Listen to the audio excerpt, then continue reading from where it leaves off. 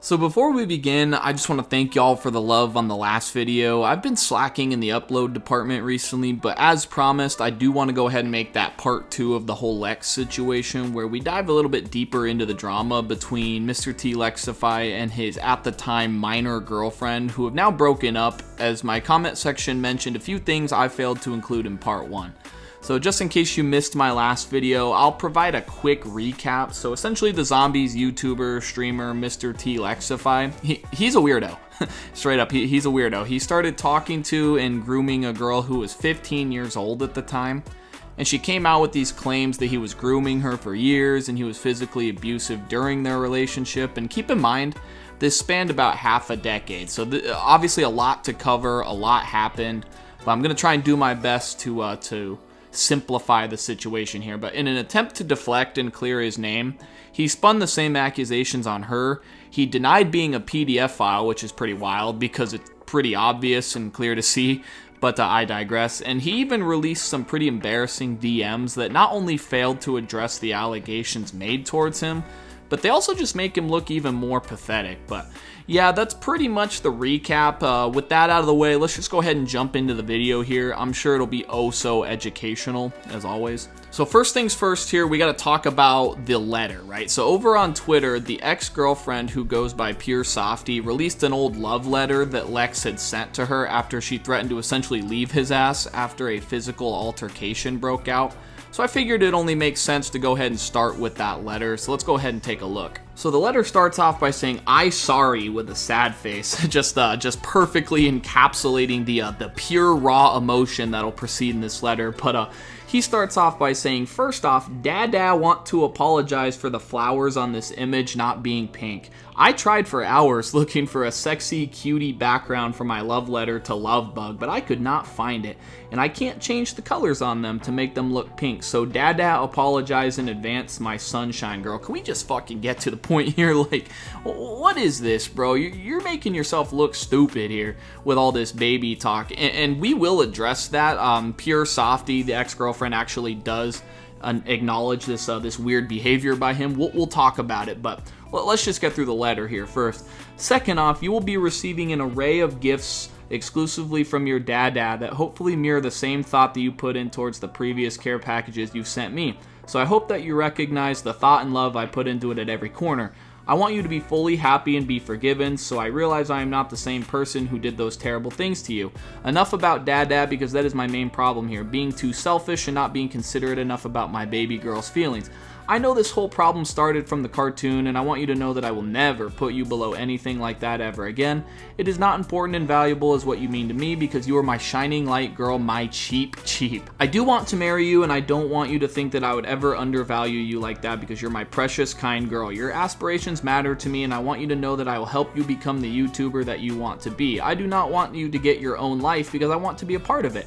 I am stupid for saying that and realize that I am only building worse trauma for you, and that makes me more mad than you can think. I do not want you at the point of explosion ever, and it makes me sad that I put you through that, especially egging you on by saying that it was because of BPD. Please forgive me for that, because I was not thinking clearly, and I will accept any punishment you have of me. Dada want to provide for my baby. I am also sorry for leaving you alone and allowing these feelings to fester. I need to stop doing that and confront my problems with you head on. I just need space sometimes to cool off, and I hate that, and then it cuts off. So let's go ahead and break down the first letter here. So according to Pure Softy's second twitlonger, the letter and the love bombing and all of that is a direct response to a physical altercation that broke out where Lex was physically abusive to his ex-girlfriend, where apparently it got as far as him choking her out. And interestingly enough, the date on the letter and the whole timeline of when this domestic violence went down for the most part matches up, this letter being sent out about a month after the fact, at least according to her.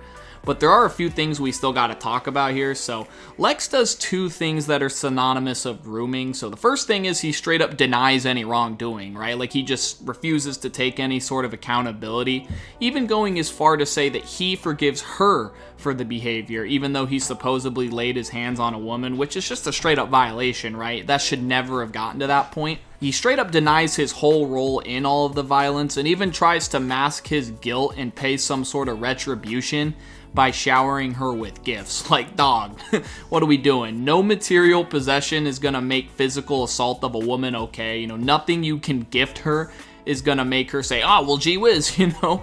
The beatings, the choking, that's all right because you got me toys and gifts.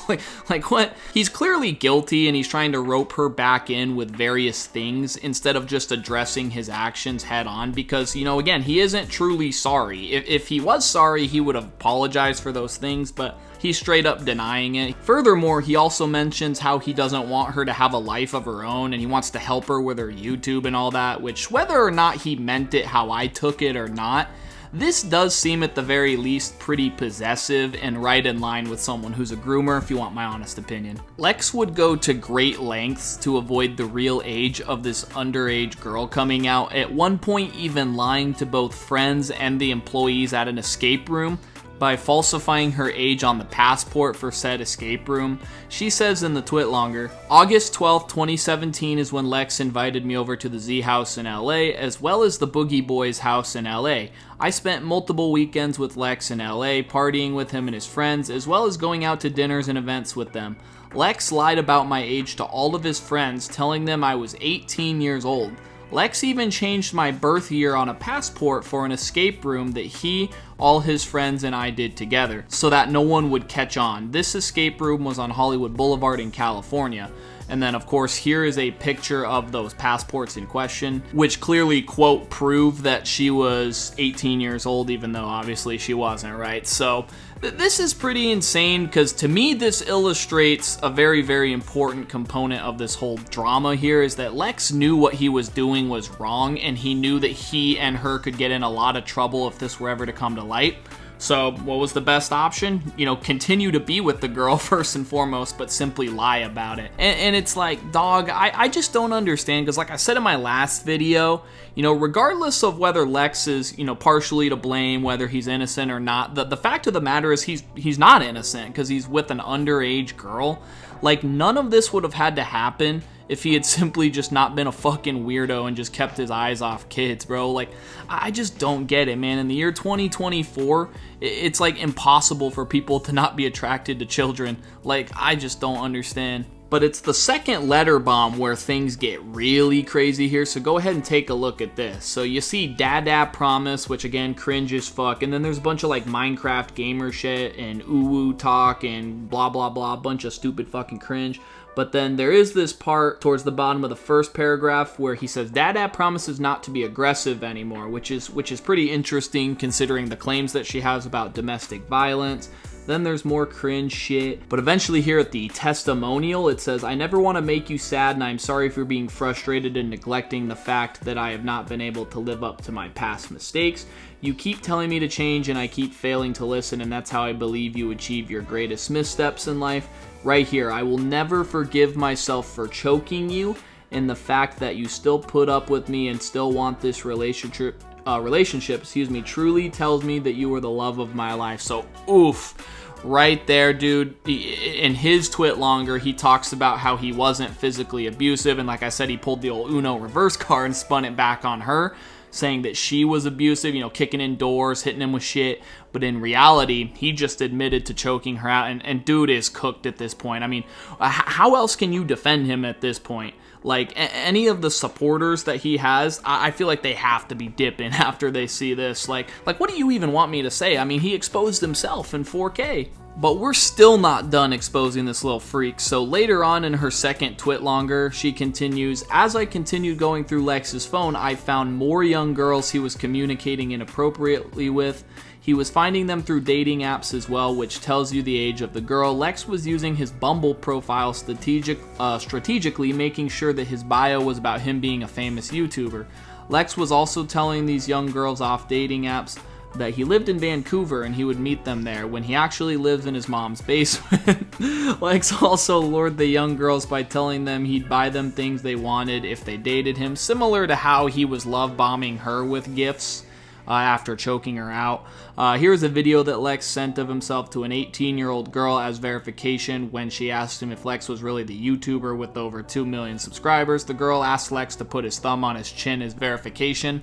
And this video does exist too. He actually sends this video where he does indeed put his thumb on his chin and he blows her a kiss. So this dude is a freak, bro. It's bad enough he's dating this one underage girl, but while he's dating this underage girl, he's seeking out other underage girls because of the fact at this point she's getting a quote too old for him, giving her the old Leonardo DiCaprio treatment. Like, what the fuck am I reading, man? This shit is wild. These next texts that I'm gonna show you are just really disgusting, and once again they illustrate the level of self-awareness we're dealing with. Like, clearly he knows what he's doing, he knows this is weird, he knows this is disgusting and inappropriate, and yet he still chooses to continue on with this relationship and continue grooming this girl. He says here, actually, you know what? Fuck, I don't even want to read this stuff because I like genuinely just feel like so disgusting reading it. If you want to read it, go ahead, pause the video. I'm not going to utter these words, but the one thing I do want to point out is the fact that he comments on the legality of it,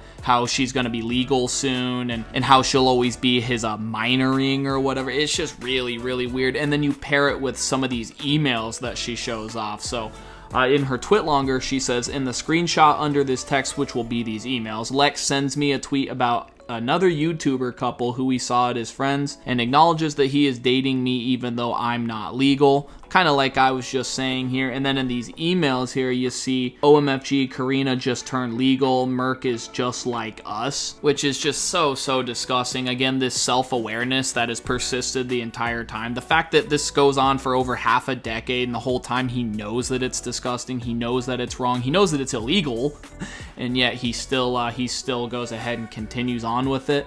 But this isn't the only disgusting email we have, and I haven't seen anyone talking about this. Take a look at the fourth email here. It says, I need, we'll say African American friends for making videos. And I mean, what do you even want me to say, bro? On top of everything we've talked about, he's now getting outed as a racist. It just kind of figures, right? You know, you get famous in YouTube, and you usually have one of two options, right? You either choose the route of being a PDF file or a racist. Bro said, fuck it, why not both? What a wild situation. But guys, that's pretty much it for the video. That's pretty much everything in detail. If I missed anything, let me know in the comments, and we can have a little discourse and settle it for people that are at all interested in this situation. And if you enjoyed the video, leave a like, rating, subscribe to the channel for more commentaries just like this.